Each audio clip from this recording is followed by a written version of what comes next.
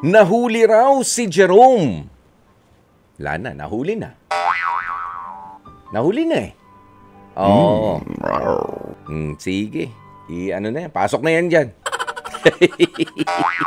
Maritis ka. Ito yung huli na walang kulong.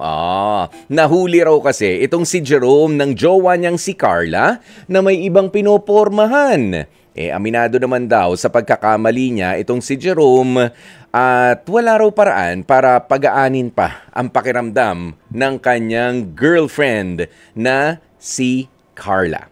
Pero ang depensa naman ni Jerome, landian lang naman yun.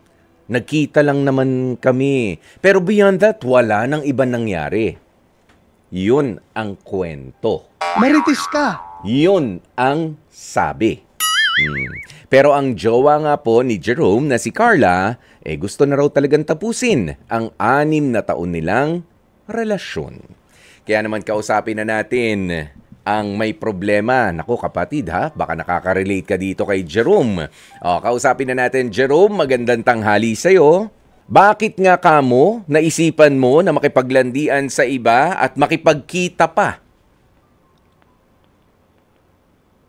Parang ano po, na boy. Kasi po hindi po kami nag-meet. Hindi kayo nag-uusap ni Carla? Opo. Parang ano po, kasi ano lang po, video call. Kaya ano lang po, messenger, Facebook lang po. Parang hindi po nakikita. Hindi po kayo... kami nakikita. For 6 years, hindi kayo masyado nagkikita nitong si Carla? Opo. Nasa Valenzuela siya, nasa Pasig ka. Pagka ba ganun, hindi mo gagawa ng paraan para magkita kayo ng maayos naman itong si Carla? At maghahanap ka na ng iba? Di sana nakipag-break ka na muna. Hindi po eh. Ha? Po? Sana nakipag-break ka na lang kay Carla bago ka nakipagkita sa iba. Kung nabobore ka sa messenger lang kayo nag-uusap ka mo, video call. Sa isang buwan, yun yung tinatanong ko, ilang beses kayo nagkikita sa loob ng isang buwan? Ni Carla po? Wala pa po. Hindi pa po. Hindi pa kayo nagkita ng personal ni Carla? Hindi po.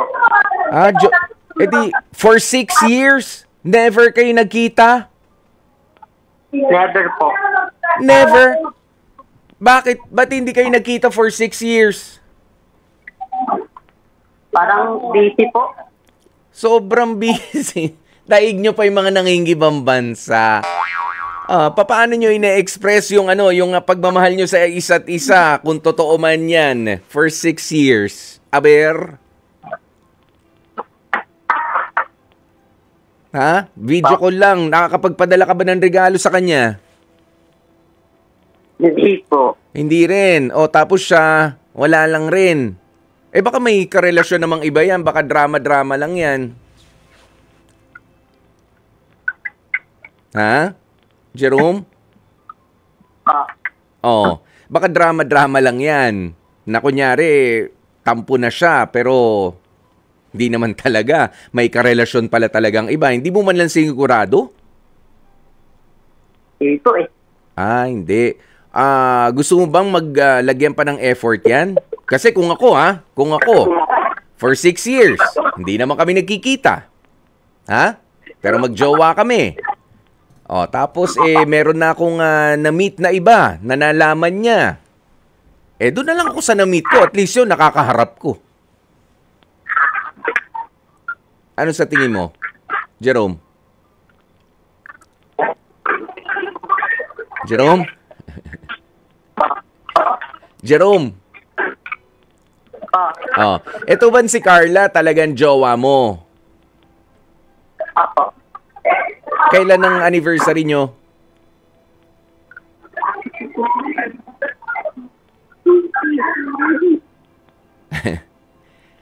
Si Jerome. Alam mo, Jerome.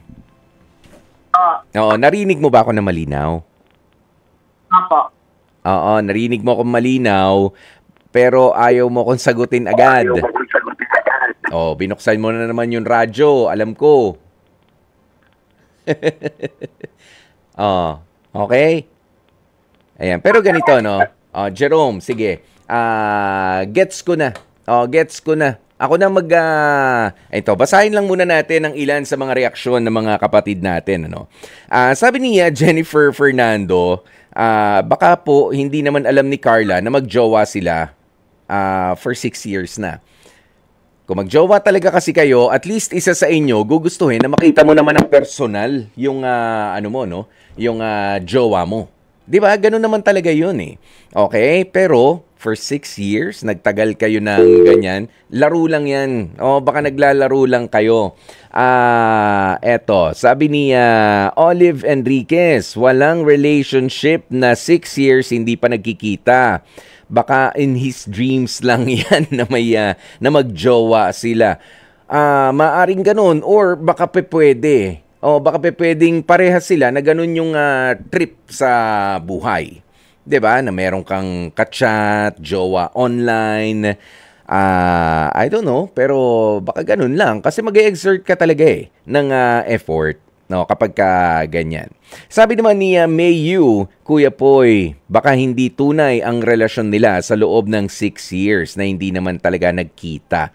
Yun naman talaga. Kahit ako, baka mag-iisang taon pa lang, nandito ka lang kasi.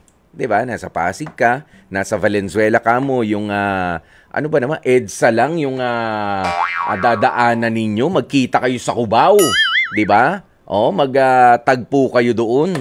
Para lang makita ko kung totoo ka. Hindi na not necessarily kung nakita kita, totoo ka naman tao, pero hindi pala kita gusto, tapusin na natin to agad. Kung hindi kita gusto, o kung hindi mo rin ako gusto, tapusin na natin, wag na tayo maglokohan.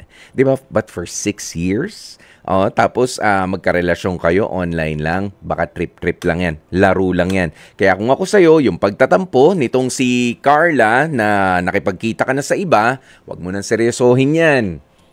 Kasi naka 6 years nga kayo hindi nagkikita tapos magtatampo dahil meron ka nakita na iba, meron kang minute na iba, maseryosohin mo na lang siguro yung minute mo, Jerome. Actually, hindi siguro. Yan ang maseryosohin mo kasi nagpakita sa'yo. 'Di ba? At nabigyan ka ng pagkakataon na maipakita mo rin yung sarili mo sa kanya. Okay? Ganyan yun 'Di ba? Medyo sabihin na natin nakakahiyaman na tanggapin na for 6 years nagkaroon ka ng jowa na hindi naman talaga nag-e-exist. Hindi pa ganun kagamit ang mga artificial intelligence noon, AI. Pero simpleng intelligence lang naman din ang kakailanganin mo para maunawaan kung ang isang tao ay totoo o hindi sa'yo. 'Di ba? Kung mahal ka nga ba o hindi naman talaga, nilalaro ka lang. 'Di ba? Yung mga ganyang pagkakataon. Yon. Si John Robert Ferrer, niloloko nyo lang ang mga sarili ninyo.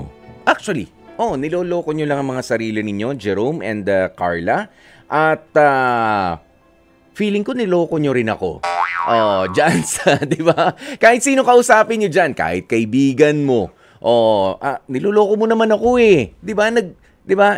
Pare, kung seryoso ka, halika, puntahan natin. Angkas ka sa motor ko. Di ba? May mga ganyan. May extra helmet ako rito, puntahan natin. Tapos sasabihin sa'yo, ayoko pa rin makipagkita Busy. Wala naman taong sobrang busy. Na... 'Di ba? Meron talaga na mga sobrang busy kahit nga mga nagpapatakbo ng kumpanya, kahit mga may-ari ng ekta-ektaryang mga lupa ay nagkakaroon pa rin ng time para sa kanilang love life. Ikaw pa? I'm guessing hindi naman ganun ka daming tao o hindi naman babagsak ang ekonomiya ng Pilipinas. Kung mga 3 oras na tumigil ka muna sa pagiging busy mo at kitain yung shota mo for 6 years. Never mo pa nakita? Ewan na lang.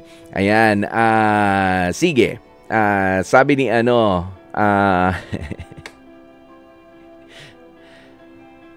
si Sergio Gonzalez, sabi niya, ang hirap kausap ni Jerome.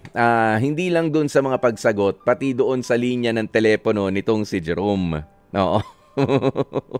Oh, mahirap. Oh, kaya siguro malabo ang usapan nila. Baka kung ganyan nga kausap sa phone si Jerome, yung habang nagsasalita yung ganun, 'di ba? Nag-i-static. Baka nakikipag-break na yung Carla. Hindi pa niya naintindihan. Oh, ganyan Jerome. Feeling ko hindi lang love life ang problema mo, pati yung line of communication, literal na linya ng komunikasyon. Oh, yan talaga yung problema ninyo. Pero sige, mga kapatid, dito tayo sa totoo. Dito na tayo sa True FM.